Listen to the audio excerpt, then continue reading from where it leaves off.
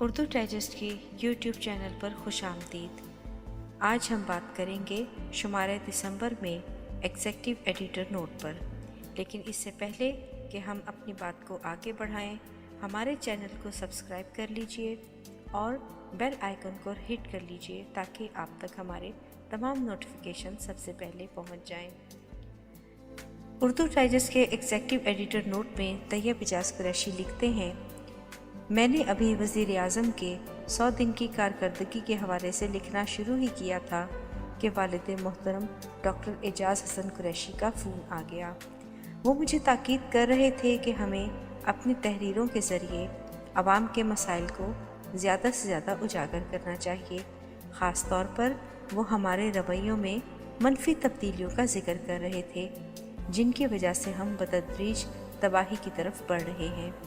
قابل احترام chief justice supreme court جناب ثاقب نثار اور عدلیہ کی دیگر شخصیات بھی مسلسل اس جانب توجہ دلا رہی ہیں۔ پینے کے صاف پانی کی مثال ہی کو لے لیجئے۔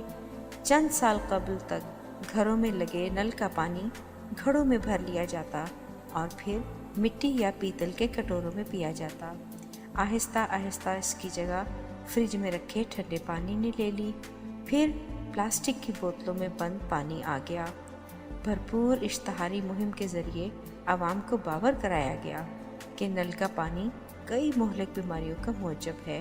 یوں پلاسٹک کی بوتلوں میں بند کئی گنا مہنگا پانی ہماری روزمرہ زندگی میں شامل ہو گیا۔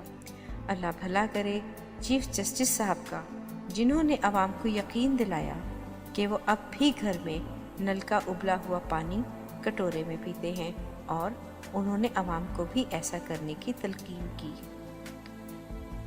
ہیلمٹ نہ پہننے کی وجہ سے آئے روز حادثات میں سینکڑوں موٹر سائیکل سوار سر کی چوٹ کی وجہ سے مستقل معذوری یا موت کے منہ میں چلے جاتے ہیں۔ اعلیٰ عدلیہ کے حکم پر ٹریفک پولیس نے لاہور میں ہیلمٹ پہننے کی پابندی کی بھرپور مہم کا آغاز کیا، جس کے نتیجے میں سر کی چوٹ کے حادثات میں حیران کن کمی دیکھنے میں آئی۔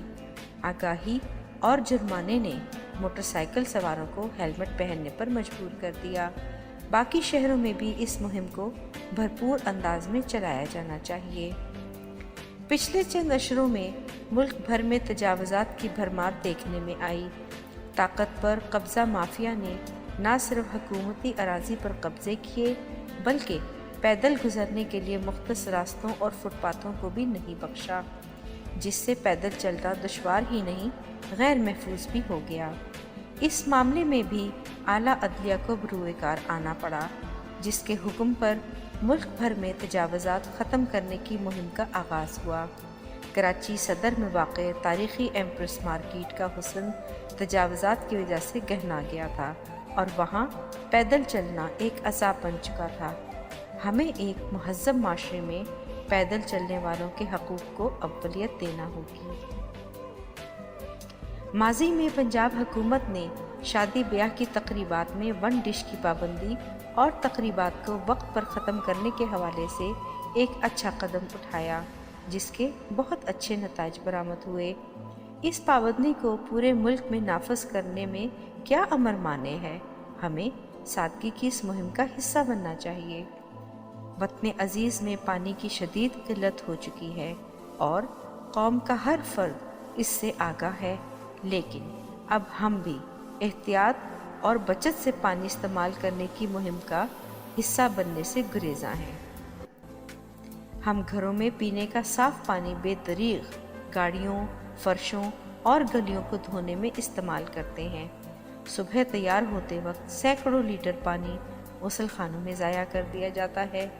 ہمارا کسان، جو قلت آب سے سب سے زیادہ متاثر ہے، اپنی زمینوں کو ہموار کر کے آب پاشی کے جدید طریقے کو استعمال کر کے پانی کی کمی کے باوجود بھرپور پیداوار حاصل کر سکتا ہے۔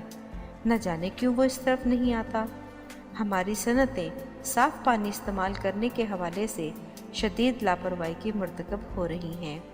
زیر زمین آبی ذخائر کو بے دردی سے نکالا جا رہا ہے، اور پھر آلودہ صنعتی پانی بغیر صاف کیے سمندروں، دریاؤں اور ندی نالوں میں ڈال کر ہم عظیم گناہ کے بھی مرتکب ہو رہے ہیں۔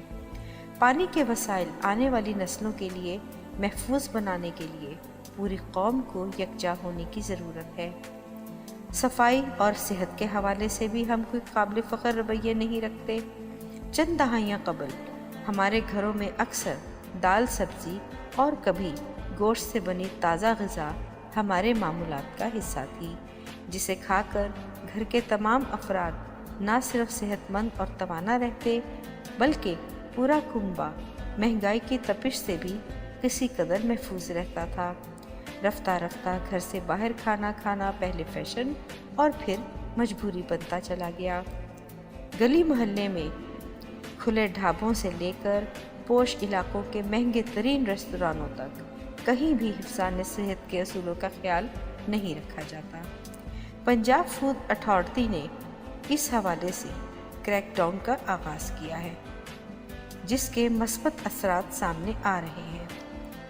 چند دن قبل کراچی میں ایک مہنگے ترین ریسٹورانٹ میں کئی سال پرانے گوشت سے تیار کھانا کھا کر 2 معصوم بچے اپنی جان کی بازی ہار گئے اور ان کی ماں موت اور زندگی کی کشمکش میں ہے۔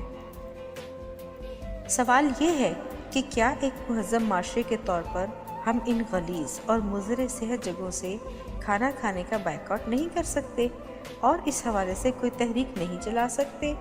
طہارت اور پاکیزگی کی دین اسلام میں بہت اہمیت ہے اور صفائی کو نصف ایمان قرار دیا گیا ہے، لیکن پبلک مقامات، مساجد اور مزارات کے غسل خانوں کی حالت صفائی ستھرائی کے حوالے سے ہمارے منفی رویوں کی منہ بولتی تصویر پیش کرتی ہے۔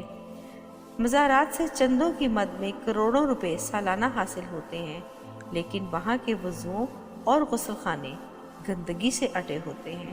اس حوالے سے بھی بالآخر اعلیٰ عدلیہ کو ہی نوٹس لینا پڑا۔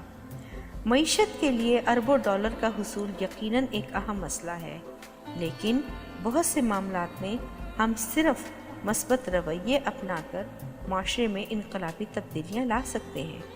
ایک ذمہ دار قوم کے فرد کے طور پر ہم قانون کا احترام اور پابندی کر کے کفایت شعاری اپنا کر طہارت اور پاکیزگی کو شعار بنا کر معاشرے میں دوررس نتائج لا سکتے ہیں۔ اس کے لیے ہمیں آج سے ہی اپنا احتساب کرتے ہوئے میدان عمل میں نکلنا ہوگا۔ آخر میں جناب جلیل علی کے چند اشعار۔ بس ایک ڈھلوان ہے جس پر لڑھکتے جا رہے ہیں ہم، بس ایک ڈھلوان ہے جس پر لڑھکتے جا رہے ہیں ہمیں جانے نشیبوں میں کہاں جا کر سنبھلنا ہے۔ ہم اس ڈر سے کوئی سورج چمکنے ہی نہیں دیتے کہ جانے شب کے اندھیاروں سے کیا منظر نکلنا ہے۔ نگاہیں پوچھتی پھرتی ہیں آوارہ ہواؤں سے، نگاہیں پوچھتی پھرتی ہیں آوارہ ہواؤں سے، زمینوں نے زمانوں کا خزانہ کب اگلنا ہے۔ پڑھیے، پڑھائیے، سیکھیے اور لطف اٹھائیے۔